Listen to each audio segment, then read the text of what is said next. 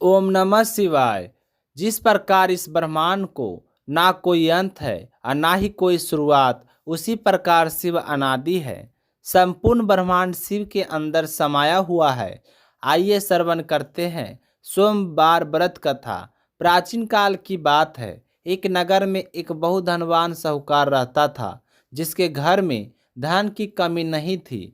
परंतु उसको एक बहुत बड़ा दुख था कि उसके कोई पुत्र नहीं था। वह इसी की चिंता में दिन रात लगा रहता था। वह पुत्र की कामना के लिए प्रत्येक सोमवार को शिव जी का व्रत और पूजन किया करता था। संध्या काल को शिव मंदिर में जाकर शिव जी के सामने दीपक जलाया करता था। उसके इस भक्ति भाव को देखकर एक समय पार्वती जी ने शिव जी से महाराज से कहा कि महाराज, यह सहकार आपका अनन्य भक्त है और आप सदैव आपका व्रत और पूजन बड़ी श्रद्धा भाव से करता है। इसकी मनोकामनाएं पूर्ण करनी चाहिए। शिव जी ने कहा, हे पार्वती, यह संसार कर्म क्षेत्र है। जैसे किसान खेत में जैसा बीज बोता है वैसा ही फल काटता है, उसी तरह इस संसार में जैसा कर्म करते हैं वैसा ही फल भोगते हैं। पार्वती जी ने अत्यंत आग्रह से कहा, महाराज, जब यह आपका अनन्य भक्त है और इसको अगर किसी प्रकार का दुख है तो उसको अवश्य दूर करना चाहिए, क्योंकि आप सदैव अपने भक्तों पर दयालु होते हैं और उनके दुखों का दूर करते हैं। यदि आप ऐसा नहीं करेंगे तो मनुष्य आपकी सेवा तथा व्रत क्यों करेंगे। पार्वती जी का ऐसा आग्रह देख शिव जी महाराज कहने लगे, हे पार्वती, इसके कोई पुत्र नहीं है। इसी चिंता में यह अति दुखी रहता है। इसके भाग में पुत्र ना होने पर भी इसको मैं पुत्र प्राप्ति का वर देता हूँ, परंतु यह पुत्र केवल 12 वर्ष तक ही जीवित रहेगा। इसके पश्चात वह मृत्यु को प्राप्त हो जाएगा। इससे अधिक मैं और इसके लिए कुछ नहीं कर सकता। यह सब बातें साहूकार सुन रहा था। इससे उसको ना तो कुछ प्रसन्नता हुई और ना ही कुछ दुख हुआ। वह पहले जैसा ही शिव जी महाराज का व्रत और पूजन करता रहा। कुछ काल व्यतीत हो जाने पर साहूकार की स्त्री गर्भवती हुई और 10वें महीने में उसके गर्भ से अति सुंदर पुत्र की प्राप्ति हुई। साहूकार के घर में बहुत खुशी मनाई गई, परंतु साहूकार ने उसकी केवल 12 वर्ष की आयु जानकर अधिक प्रसन्नता प्रकट ना की और ना ही किसी को भेद की बताया। जब वह बालक 11 वर्ष का हो गया तो उस बालक की माता ने उसके पिता से विवाह आदि के लिए कहा, तो वह साहूकार कहने लगा, अभी मैं इसका विवाह नहीं करूँगा, अपने पुत्र को काशी जी पढ़ने के लिए भेजूंगा। फिर साहूकार ने अपने साले अर्थात बालक के मामा को बुला के उसके बहुत सारा धन देकर कहा, तुम मेरे बालक को काशी जी पढ़ने के लिए ले जाओ और रास्ते में जिस स्थान पर भी जाओ यज्ञ तथा ब्राह्मणों को भोजन कराते जाओ। वह दोनों मामा भांजे यज्ञ करते और ब्राह्मणों को भोजन कराते जा रहे थे। रास्ते में उनको एक शहर पड़ा। उस शहर में राजा की कन्या का विवाह हो रहा था। दूसरे राजा का लड़का जो विवाह कराने के लिए बारात लेकर आया था वह एक आंख से कान्हा था। उसके माता पिता को इस बात को लेकर बड़ी चिंता थी कि कहीं वर को देखकर कन्या के माता पिता विवाह में किसी प्रकार की अड़चन पैदा ना कर दे। इस कारण जब उसने अति सुंदर सेठ के लड़के को देखा तो मन में विचार किया कि क्यों ना दरवाजे के समय इस लड़के से वर का काम चलाया जाए। ऐसा विचार कर वर के पिता ने उसे लड़के और मामा से बात की तो वे राजी हो गए।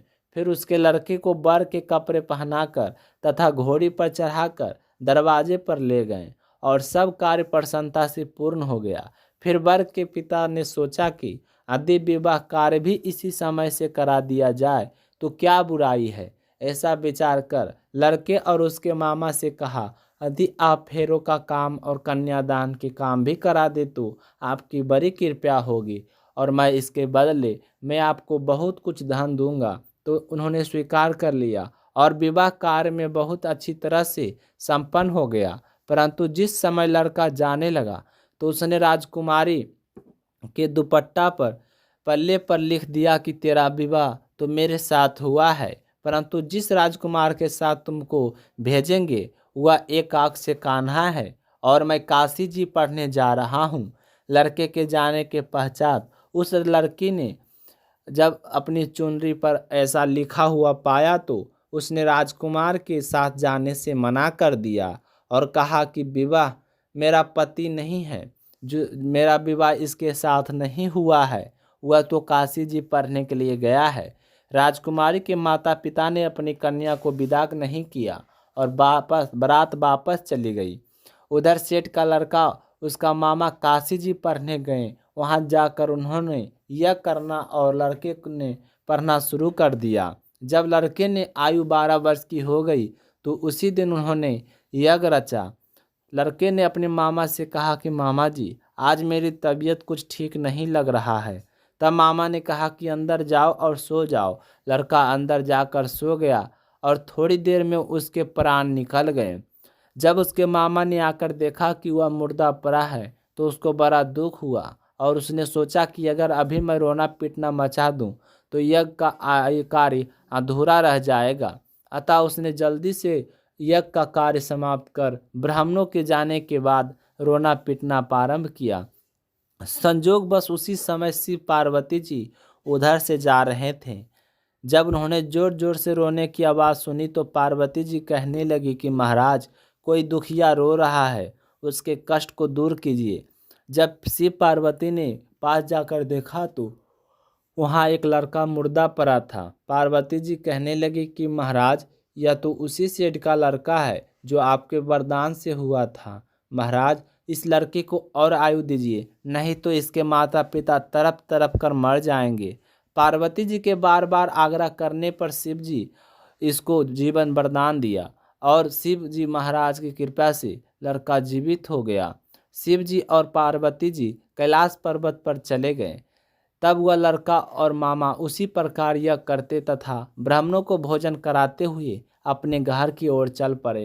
रास्ते में उसी शहर में आए जहाँ उसका विवाह हुआ था। वहाँ पर आकर उन्होंने यज्ञ आरंभ कर दिया तो उस लड़के के ससुर ने उसको पहचान लिया और अपने महल में ले जाकर उसकी बड़ी खातिरदारी की। साथ ही बहुत से दास दासियों सहित आदरपूर्वक लड़की और जमाई को विदा किया।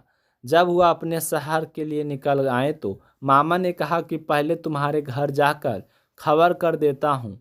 जब उस लड़के का मामा घर पहुँचा तो लड़के के माता पिता घर की छत पर बैठे थे और यह प्रण कर रखा था कि यदि तुम्हारा पुत्र सकुशल लौट आया नहीं आया तो हम राजी खुशी नीचे आ जाएंगे, तो छत से गिरकर अपने प्राण खो देंगे। इतने में उस लड़के के मामा ने आकर यह समाचार दिया कि आपका पुत्र आ गया है, तो उनको विश्वास नहीं हुआ। तब उसके मामा ने शपथ पूर्वक कहा कि आपका पुत्र अपनी स्त्री के साथ बहुत सारा धन लेकर आया है। तो सेठ ने आनंद के साथ उसका स्वागत किया और बड़ी प्रसन्नता के साथ रहने लगे। इसी प्रकार से जो कोई सोमवार को व्रत का धारण करता है अथवा इस कथा को पढ़ता या सुनता है, उसकी समस्त मनोकामनाएं पूर्ण होती है। उम्मीद है आपको सोमवार व्रत से कथा अच्छी लगी होगी। अगर आपको यह व्रत कथा वीडियो अच्छी लगी हो तो कमेंट सेक्शन में ओम नमः शिवाय लिखना ना भूलें और मीनू भक्ति चैनल को सब्सक्राइब जरूर करें। धन्यवाद।